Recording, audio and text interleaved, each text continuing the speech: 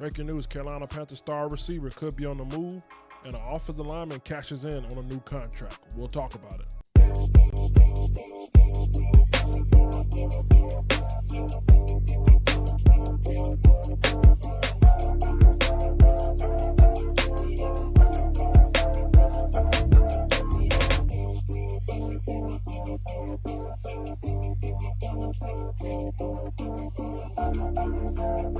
What's going on, everybody? I'm your host, Grande Gato, also known as the Big Cat, and this is 1995 The Roar, a channel for the fans, by a fan, restoring the roar. If you're new to the channel, do me a favor, man, hit the subscribe button, like, share, all that and much more. Today, y'all, we're here to talk about two things. We got a wide receiver, Adam Thielen, who potentially could be heading back to a reunion with the Minnesota Vikings, and also Taylor Moton, who just got paid off a big contract. All that and much more coming up on the first Roar. Let's talk about it, y'all. First Roar here. Let's start with Adam Thielen. This Friday evening or this Friday morning here, man, we woke up to a little bit of shocking news to some. Adam Thielen, according to ESPN's Adam Schefter, said the Minnesota Vikings have inquired about trading for former Minnesota Viking Adam Thielen. Canales was asked about this rumor during a press conference this afternoon, and he deferred that information will be up to Dan Morgan, okay? And I quote, "Honestly, I'm letting Dan kind of handle all of that right now. I'm focused on our team, our football, and Adam part of that. Adam is part of that, okay? The plans is to play just all those things just that we focus on right now," close quote. And again, we have a lot of football. We have a lot to talk about in the next couple of days in terms of our roster, but that's something that I gotta let them handle. And for me right now, it's just focusing on the entire roster and be able to make decisions, close quote. Let's move on here, man. Adam Thielen, today's his birthday here, so happy birthday. And in case you guys don't know, let me switch back to the other screen here. I had the fortunate pleasure to meet Adam Thielen's pop. So again, let me say happy birthday. That's me down here in Atlanta. Had a good time with his pops. Real cool dude. Adam Thielen's a good person. So shout out to him. Happy birthday to you as well, okay? Now that we got that out the way, I want to kind of bring something into remembrance. Last year around June, I believe, at a charity golf tournament, Adam Thielen spoke about trying to be a part of the Kansas City Chiefs. This is when he was on the contract with the Carolina Panthers, all right? He said, and I quote, "Well, I was trying to go there and they didn't want me, so I have to try to show them what I got," close quote here. I don't know if Carolina was even on his mind like that, right? I know Frank Wright was here, and I kind of believe that, he thought that was a situation to where, it may have worked out better for him under that coaching regime. I'm not sure if this is, at the time, anybody really wanted Adam Thielen, right? Maybe Carolina said, "Look, man, we got a spot for you and you'll get some playing time." Maybe other teams were like, he's old over the hill. But one thing you got to say about Adam Thielen and his career with the Carolina Panthers here, his first year he had 1,000 yards receiving. So he showed up and he balled out, you know what I mean? And then he followed that up with another 600-yard season with 5 touchdowns. Mind you, he was injured. So a guy who's in his 30-plus, having over 5 touchdowns, is while being injured, still amazing, right? I'm not gonna lie to you. I know roster cuts are coming up, so let's keep it a buck. Are we really gonna miss him? He's 35 years old, as of today. Good dude, good guy. But I think if anybody wants him, and Minnesota has a lot going on right now with their wide receiver room. You got one guy, Jordan Addison, being suspended for the first couple games. Not only do you have him being suspended, you also have, I think there's another guy with an injury. I think the third string receiver has injury. So their wide receiver room outside of Justin Jefferson is a little bit thin. So why not go with somebody that's more reliable? And I think that'll be a good fit for them. Realistically, what can we get from him? Well, he's 35 years old. So you'll be lucky if you get anything from him. If you get a 6th round, maybe even a 5th round, if you could somehow finesse a 5th round pick, that's gold. That's just his weight in gold, right? 35 years old. Even if he goes up there, he has 800 yards receiving and 8 touchdowns. He's 35 years old. okay? So nobody's giving anything above maybe a 6.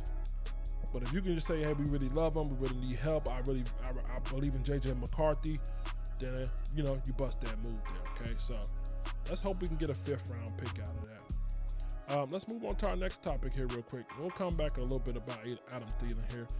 There was a contract extension made today by the Carolina Panthers with Taylor Moton, right tackle. He just signed a new deal worth $44 million with $40 million guaranteed. Again, congratulations are all due. According to NFL Ian Rappaport here, Moton was set to play on his final contract for $14 million. But due to multiple contract restructures, his final cap number would have been at 31.3. But with this new cap number, it's significantly lowered that, all right? Here's what your coach had to say about it, and I quote, "It's such a great moment for us. Moton has been a stud here for a really long time and has continued to show progress. The reliability that we're looking for, the attitude, the character of the guys first and foremost speaks who he is, and just wanting him to be here, to be part of what we're building, and knowing that he's important in this offense." No doubt about it, man. I said it for a long time. Taylor Moton is our Rock of Gibraltar. He's been the longest tender offensive player on this team, and as of now, right? So, I mean, I have a problem with this. He's 31 years old. He's 31 years old, but pouring $40+ million into a 31-year-old guy. I mean, on his final contract year, coming off of multiple injuries. I mean, if you go back and look, man, last year he had a knee injury in week 17. He missed the game. Elbow injury in week 6 where he missed 2 games. You know what I mean? So that's total 3 games. He had knee soreness in week 2. Then week 9 of 2022, elbow strain. Then week 6, he had a knee sprain. But as of recent here, he had he was on the injury report 3 times, right? 3 or 4 times, excuse me, including missing 3 games. So I got a problem with it, man. You know what I mean? I appreciate what he has done throughout his career, probably being one of the best offensive linemen to ever put the jersey on. But for me, it's like, you know, when you're looking at pouring money into a organization that's rebuilding, you know, first of all, we should have went to the draft. I was the main guy pounding the table. 2 things we needed out of this past draft that we didn't get. We didn't get a right tackle, and we didn't get a cornerback. I was the main guy. Everybody was yelling for edge rusher, cornerback, or wide receiver or whatever. I said, please, let's get our cornerback and let's get our right tackle. We weren't able to secure any of those guys, right? So I do have a problem with that. You know what I mean? He started 113 games out of 129 games, and like I said, he's been around for a long time, and he's played really good ball here. But I actually have some issues with his health-wise, right? I don't know how long he'll hold up here, or even in production-wise. So, you know, get older, you lose a step. When I look ahead, and again, I don't want to get too far ahead because I do have a segment coming up in this coming up this season where we're talking about college picks. But there's somebody I have my eye on, Spencer Feno, right tackle from the Utah Utes, right? He's probably one of the best right tackles when it comes to college football. He's coming out this year, graded out at a 93 overall grade last year, including a 93.6 in the run blocking grade. He also was a top 30 pass blocking grade. I mean, you hope, you pray that you can get your hands on this kind of guy here. And if the Panthers finish, you know, maybe top 10, you know what I mean, maybe top 11, because I think you probably could sneak in there and get him, right? And if you don't get him, you got other guys out there, like, say, the Francis Muyongo, and you got Caden Proctor from Alabama. But Spencer Feno's my guy. I think he's a top 10 pick. You know, if they're going to give Bryce Young another year, pick up his fifth year option or whatever, then this is the guy that needs to be the number 1 pick for us, Spencer Feno, man. Kind of replacing or transitioning from Taylor Moton. But with that being in question now, it's almost like, will it happen? I mean, you just paid $44 million. I'm pretty sure you don't want to cut him or, you know, move on from a guy. But I don't know. Yeah, I think there was better options. I think, you know, let this year play out and then let Moton walk and then get his replacement in the draft here. But, hey, what do I know, man? I'm just a guy with a cat on his head here. But, yep, shout out to the Panthers, man. Hopefully we'll figure it out here, man. Let me give you final thoughts here. Adam Thielen situation, man. He's 35 years old as of today. You know what I mean? He's been here the last 2 seasons. Caught some balls for us, man. First year was really good year. Second year is dealing with kind of injuries. I think if I'm just, speculating, I don't know none has spoke with his pops or anything like that or anybody. I like to say, this probably be his coup de grace, his last song here, right? So, if he were to go back to Minnesota, first of all, you're upgrading your quarterback situation. You're getting J.J. McCarthy. We all know J.J. McCarthy better than Bryce, right? So, yeah. So, yeah, you're getting a better quarterback. Then you're playing with one Justin Jefferson is better than 5 of what we got on our team. So, let's keep it a buck. So, not only you're probably going up there to fill in and get some serious reps, but you're probably going to be able to compete for a playoff spot, and who knows what happens in the playoff. It's the playoff. So, shout out to Adam Thielen. Good move here for both sides. You know what I mean? It's funny how it's come right after the preseason, right when the roster trim is being talked about. So, I think this is a good move. This is a good move. I mean, because we're not going nowhere this year. 5 to 6 wins. So, you know what I mean? An extra draft pick helps us rebuild more, right? So, let's get some out the deal, man. But Adam Thielen being on this team doesn't really make a difference this year, right? We're not talking about a guy who's literally going to, catch for 1,000 yards and, win us 10 games. I mean, it's not. Let's keep it a buck.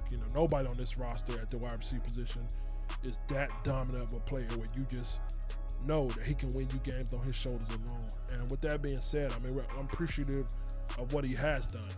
But, I mean, if somebody's out there making a 5th-round pick for him, then to me, that's a where do I sign at? That's all I got to say. But it's going to be interesting to see how the Panthers deal with that. And I guess the next biggest question is this right here. Are you trusting the guys behind them? And I got to say, I think I do. I think I trust the Jalen Crokers of the world. To me, having him and Hunter Renfrow on the same team is kind of, it's kind of intuitive. You know what I mean? Because you got Adam Thielen and Hunter Renfrow. They kind of play the similar style. They're both possession receivers, right? So you literally got a carbon copy of each other. One is 29 and the other one is 35. So, one is slightly younger, but they're literally, the way they play are similar. They're possession receivers. They secure the ball, secure the catch. They're very cerebral when it comes to finding soft spots in the zone. So you don't need 2 of the same player, right? Okay.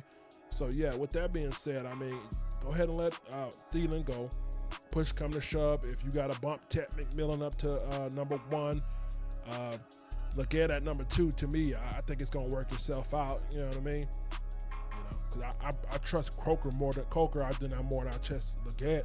So I'll probably move Croker to number 2 and Legette, put him in the slot. You know what I mean? But that's just my thinking. But, but my point I'm trying to make is we can survive without Thielen. I think we got enough weaponry in that wide receiver room to make this move. You know what I mean? So that's all I got for you, man. This has been 1995 The Roar. I'm your host, Grande Gato, also known as the Big Cat. This is a channel for the fans, by a fan, restoring the roar. Get in the comment section, man. Make sure you subscribe over here, man. Like, share, other good stuff, man. What do you think, man? Should we keep him? Should we trade him?